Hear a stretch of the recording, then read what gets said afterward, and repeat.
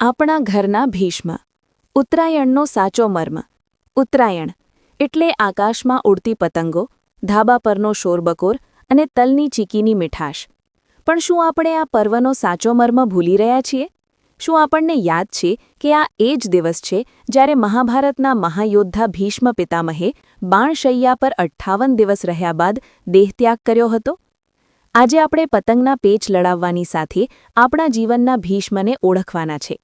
બાણશૈયાનો ગૂઢ અર્થ. ભીષ્મ પિતામહ ઈચ્છે તો પહેલાં પણ દેહત્યાગ કરી શકતા હતા, પણ તેમણે સૂર્ય ઉત્તરાયણ થાય ત્યાં સુધી રાહ જોઈ. તેમની પર ખૂંપેલું એક એક બાણ હકીકતમાં કૌરવોના પાપનું પ્રતીક હતું. જ્યાં સુધી ભીષ્મ એ બાણો ઝીલીને બેઠા હતા ત્યાં સુધી કૌરવો સુરક્ષિત હતા. જે દિવસે ભીષ્મ ગયા, કૌરવોનો વિનાશ નિશ્ચિત થઈ ગયો. આ માત્ર પૌરાણિક કથા નથી, આ આપણા ઘરની વાસ્તવિકતા છે. કોણ છે તમારા ઘરના ભીષ્મ? આજે દરેક સુખી દેખાતા પરિવારમાં એક ભીષ્મ જીવંત છે. એ તમારા દાદા-દાદી હોઈ શકે, પિતા હોઈ શકે કે ઘરનો મોટા ભાઈ-બહેન. આ એ વ્યક્તિ છે જે પરિવાર પર આવતી મુશ્કેલીઓના તીક્ષ્ણ બાણ પોતાના હૃદય પર ઝીલે છે.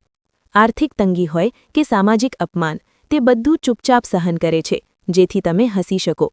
આપણે માનીએ છીએ કે અમે સુખી છીએ, પણ સત્ય એ છે કે કોઈએ તમારી મુશ્કેલીઓનું પોટલું પોતાના માથે ઉપાડી લીધું છે, એટલે તમને ભાર નથી લાગતો.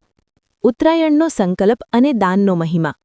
જો આપણે આપણા ઘરના જીવંત ભીષ્મને નહીં સાચવીએ તો આપણી હાલત પણ કૌરવો જેવી થશે. જ્યારે વડીલોની ઢાલ ખસી જાય છે ત્યારે જ સમજાય છે કે દુનિયાના તડકા કેટલા આકરા હોય છે. આ વર્ષે મકર સંક્રાંતિ પર અન્ન વસ્ત્રનું દાન તો કરજો જ, પણ સૌથી મોટું દાન ક્ષમાદાન કરજો. પરિવારની તકરાર ભૂલીને એકબીજાને માફ કરજો. સંદેશ. આ ઉત્તરાયણે આકાશમાં પતંગ ચગાવતી વખતે એકવાર અંતર્મનમાં ડોક્યું કરજો. એ કોણ છે જેના લીધે તમે નિશ્ચિંત ઊંઘી શકો છો? એ જ તમારા ભીષ્મ છે. તેમનું જતન કરજો. સૌને મકર સંક્રાંતિની હાર્દિક શુભકામનાઓ.